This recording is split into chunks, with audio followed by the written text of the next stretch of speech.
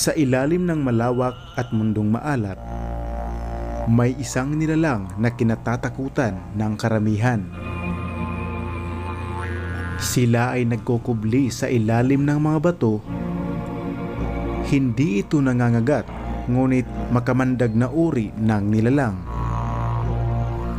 Ngunit sa mga taong ilang dekada nang nakatira sa isla ng Dawahon, Bato, Leyte, ang kinatatakutan ng iba, biyaya naman kung maituturing para sa kanila.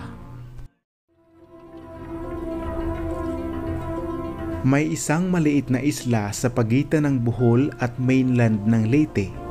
Dito ay natagpuan ko ang maliit na isla na sakop sa munisipalidad ng Bato, Leyte, ang isla ng Dawahon.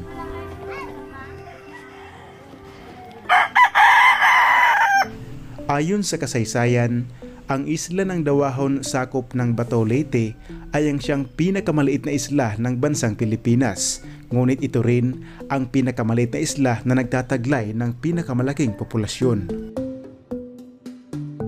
Ayon sa record, ang kabuuang lawak ng Barangay Dawahon sa Bato, Leyte ay humigit kumulang 15 hektarya lamang.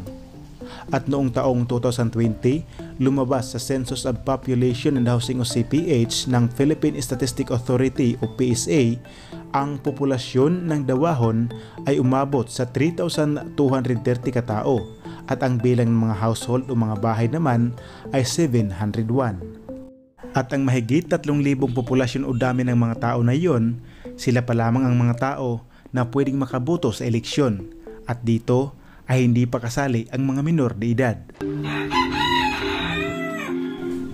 Ang isla ng Dawahon ay sagana at napapalibutan ng yamang meron sa karagatan, ngunit sila ay malayo sa kabihasnan.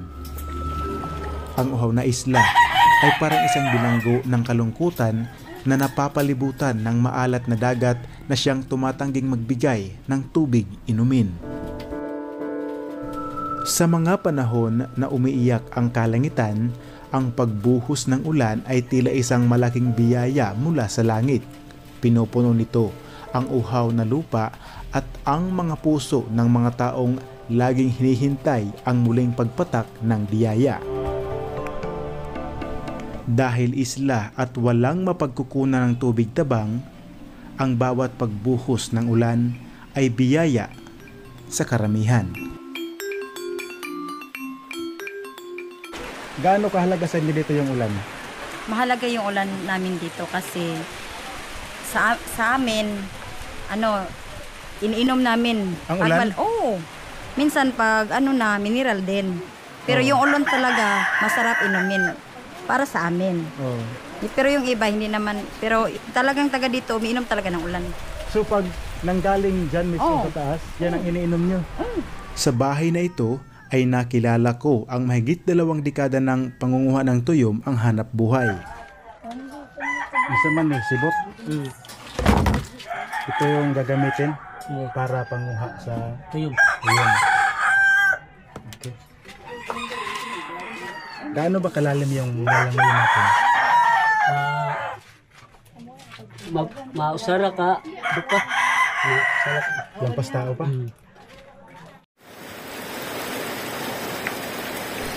Sa araw na ito ay sasama ako kay Kuya Anthony Enoch sa karagatan para makita kung paano niya kinukuha ang mga tuyom. Habang hindi pa humuhupa ang malakas na ulan, hindi pa kami umaalis patungo sa dagat. Delikado daw kasi baka magkaroon ng malakas na hangin at hampas ng alon. Ano ito na? Pwede na? Sige. Kanin dakulin. At nung humupa ang ulan, ay bumiyahe na kami ni Kuya Anthony.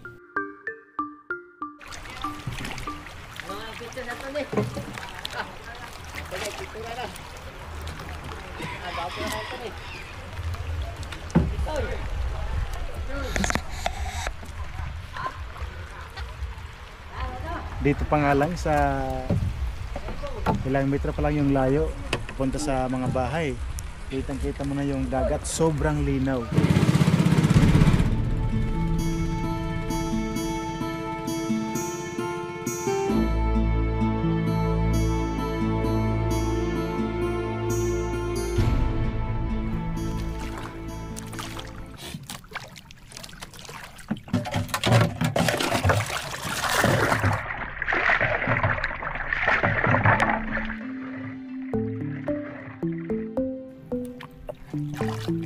Dahil may kalakasan ang daloy ng dagat, gumagamit si Kuya Anthony ng kanyang sariling gawa na pangyapak.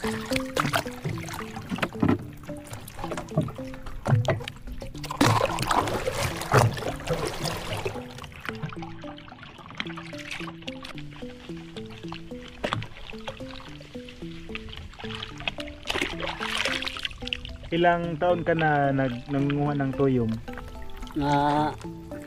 Kana? Mana 20 20 years? years. 2 dekada na.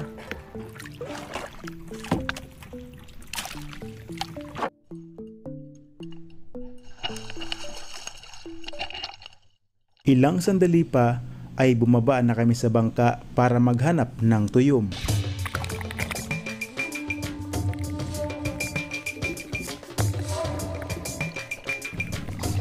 Ang tuyom na pakay ni Kuya Anthony ay nagtataglay ng kamandag ang bawat dulo ng tinik nito. Hindi pwedeng mahawakan, kaya gumagamit siya ng kawit o pabaluktot na bakal para sungkitin ang bawat tuyom na kanyang makikita.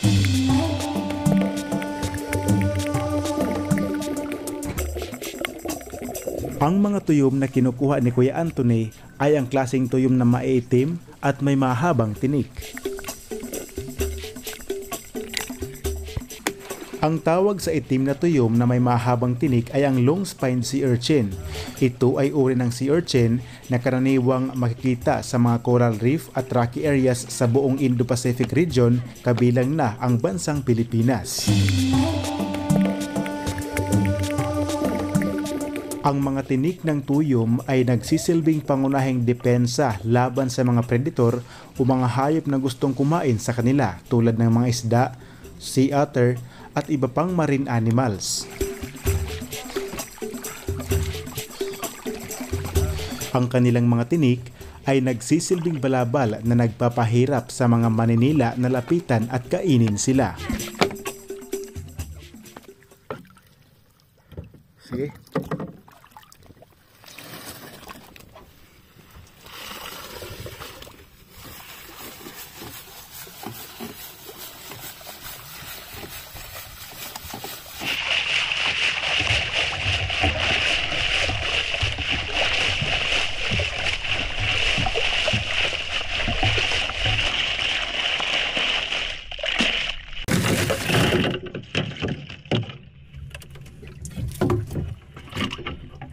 At nung matapos tanggalin ang mga tinik ng tuyom, muli na namang itinali ni Kuya Anthony ang tali ng kanyang bangka sa kanyang katawan para hindi ito humiwalay kung kami ay nasa ilalim ng dagat. At kami ay lumipat ng lokasyon at muli na namang sumabak at lumangoy para maghanap ng iba pang tuyom.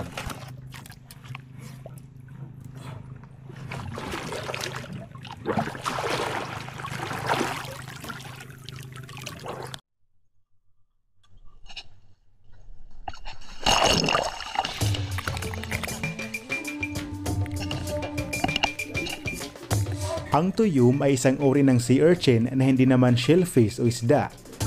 Ito ay isang uri ng hayop dagat na kabilang sa grupo ng mga echinoderms, kasama na dito ang mga starfish at sea cucumber. Ang echinoderms ay isang grupo ng mga hayop dagat na kabilang sa phylum Echinodermata.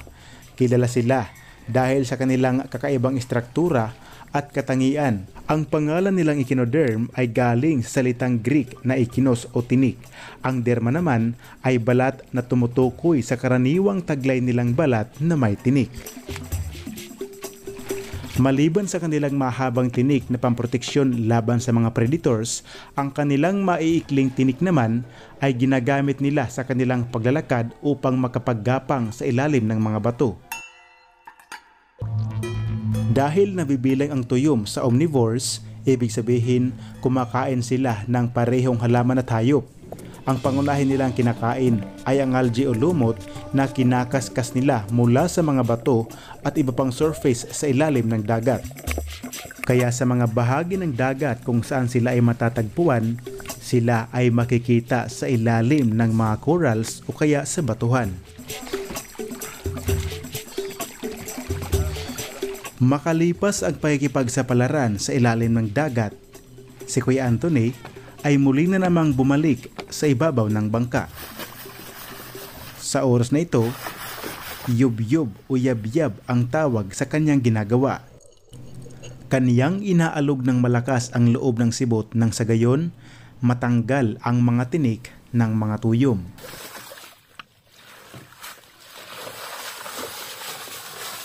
Unsa nga kaklase ang kalisod sa pangunguha sa tuyom Ito yung para sa pagpapaeskwela sa imong mga anak?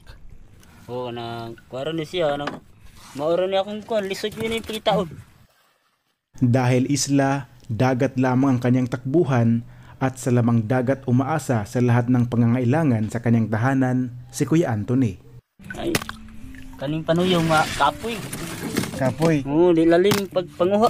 ay paano kung naay kuan low pressure o ang panahon dili ayo kani kagihapon manguha? Oo, dinhiga po.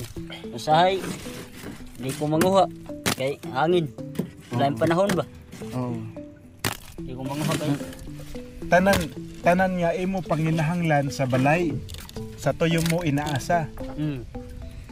Kayong bra. Oo. Maura akong nabuhi yan eh. Ano yun? Para makakaon. Sa isang pamayanan sa bayan kung saan ang dagat ang kanilang buhay, ang mga mangingisda at ang kanilang pamilya ay parang mga bughaw na alon, laging umaagos pabalik sa baybayin, dala-dala ang pag-asa sa bawat paghila ng lambat. At ang kanilang mga kamay ay mga bangka na sanay na sa paghila at pagsagwan, habang ang kanilang mga mata ay parang parula laging nakatingin sa abot tanaw, nag-aabang sa susunod na biyaya ng dagat.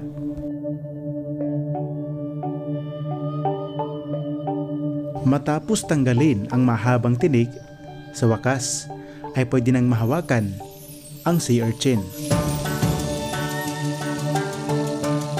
Makalipas ang mahigit 2 oras, ay napunta kami sa isang taong nangunguha din ng mga seashells. At ilang sandali pa ay may inabot siya sa aming isang klaseng taklubo. Ato kunin. Ato ka po. Yan ba yung may perlas? Oo.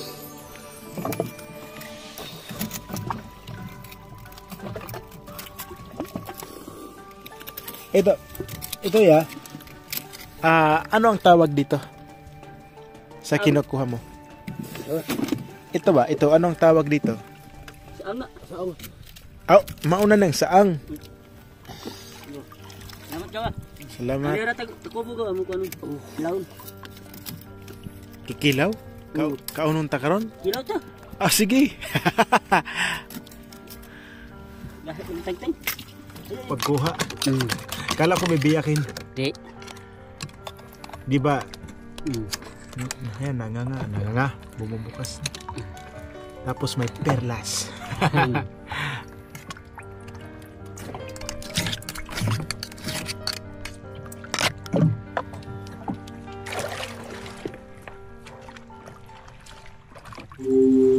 Pagkatapos namin kumain, ay bumalik na kami sa isla ng Dawahon.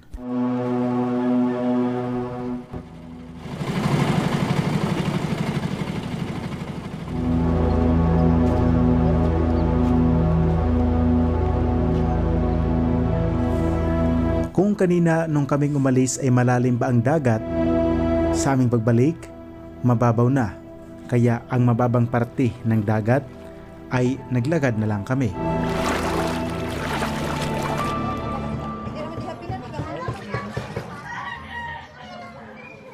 Pagkarating sa baybay ay sinalubog na siya ng kanyang asawa. Ito na kasi ang oras para tanggalin na o kunin na ang laman ng mga tuyom nang sa gayon ay ibebenta na ang mga ito sa tindahan.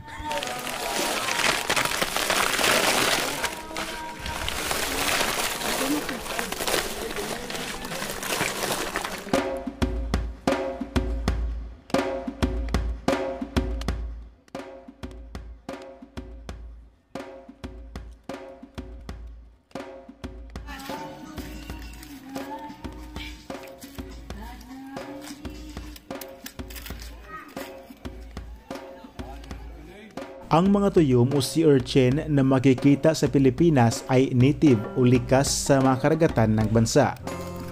Ang Pilipinas ay bahagi ng Coral Triangle na kilala sa pagkakaroon ng pinakamataas na biodiversity sa mundo. At ang tanging napapakinabangan lang ng mga tao rito, hindi ang shell at hindi ang kanilang tinik, kundi ang kanilang laman na kung tawagin ay roe o gonads na siyang kinakain ng mga tao. Ito ang reproductive organs ng tuyom na kulay kahel o dilaw, at ito ang hinahanap-hanap na delikasi dahil sa taglay nitong creamy at malinamnam na lasa. Para hindi masira ang laman, kinukuha nila lahat ng nasa loob ng tuyom at ilalagay sa magandang lagayan.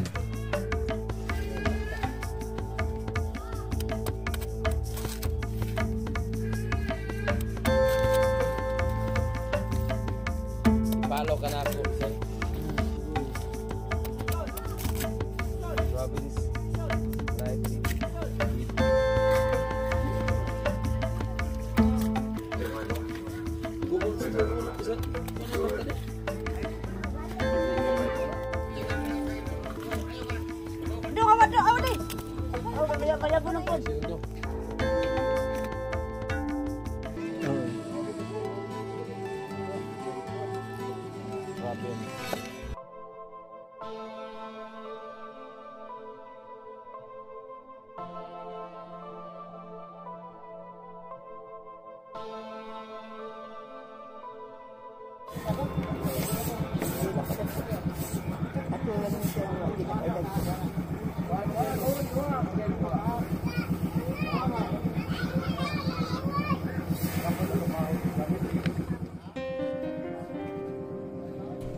At pagkatapos, kung maipon na ang lahat ng laman, huhugasan naman ito para matanggal ang ibang kulay at ang matitira na lang ay ang kanyang laman na kulay dilaw.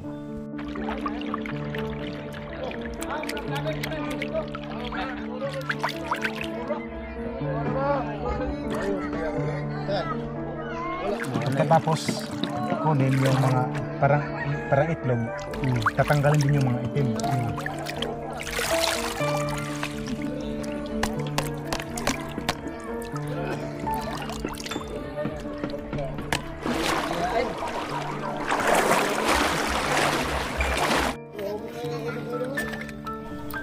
Pagkatapos mahugasan o malinisan sa dagat, mano-mano namang tatanggalin ang nakadikit na iba pang kulay tulad ng itim dahil hindi ito nakakain.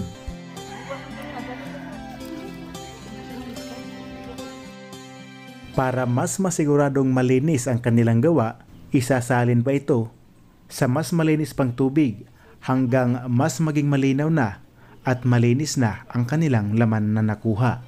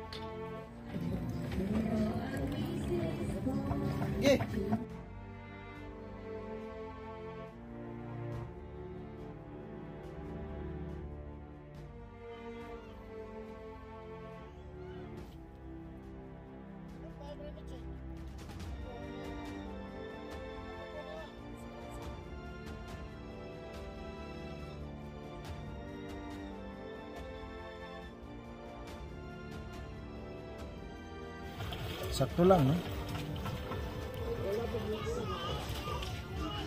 Kuya, salamat sa binigay mo. No Aking problem. tulong na ito! Oo. Gano'n na mo, cinta. Palit. Oh, cinta. Ini kasi nan. Labas. Okay, kilawo to ni. Salamat. Bayad, be, bayad. Bayad, cinta boy. Bagay ko cinta mo. Sikatan ni mo, grabe di ka magsikat ako nila shirt po, sabi nila. Panangay ko 80 bayad sa tuyo. Kasi sila duhan ni Jilin masikatan ni, Bianto ni. Ay, pwede na edit lang ko. Uy, ayaw pag-anaan na sa imong naman, makita. Tara. Ito na si 80 ang sa kalapad. Aksinta. Ano ngayon yung gagamitan mo sa aksinta? Pambili ng bigas. Bigas. Saan ka nabili? Dito din, sa kanila. Ngayon din. Oo. Sige. Pili ako ng 1 kilo ng Jaguar. Tapos ang sobra sa 1 kilo, magkano yung kilo ang bigas? 50. 50. Ang sobra? Pambili ng ulam. Bale, ibinilta mo yung ulam para makabili ng bigas para makabili ng ulam.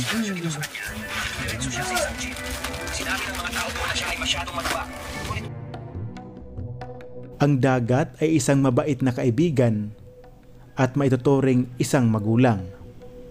Ito ay nagbibigay buhay at bumubuhay sa mga anak at sa bawat alon at paghila ng tubig dagat, ito ay nagbibigay ng pagkain at kabuhayan. Ang dagat ay parang isang matandang kaibigan na kilala ang bawat sekreto ng pamilya at hindi ito naguhusga at laging bukas ang bisig para tanggapin ang mga umaasa sa kanya. Ang mga tao sa islang ito ay parang mga halamang dagat na nakakapit ng mahigpit sa mga bato sa ilalim ng dagat. Sa kabila ng matinding agos at unos, nananatili silang matatag dahil sa alam nilang ang dagat ang kanilang buhay. Ang kanilang pag-asa ay hindi nagmumula sa mga bagay na material kundi sa pangako ng dagat na laging magbigay ng biyaya. Sa huli, ang patuloy nilang pag-asa at pag-survive sa kabila ng hirap ay dahil ang kanilang ugnayan sa dagat ay hindi lang simpleng pagkuha ng yaman. Ito ay isang pagkakaibigan, isang kontrata ng pagmamahalan kung saan ang dagat ay laging nagbibigay at ang mga tao naman ay laging nagtitiwala at umaasa. Mula dito sa pinakamaliit na isla ng Pilipinas ngunit malaki ang populasyon ngunit mayaman sa mga lamang dagat, ang nag-iisang isla ng Bato Leyte, ang isla ng Dawahon. Ako po si Antonio Cabubas at ito ang Province Life TV. Discoveries, History, Explore, and Docu Network.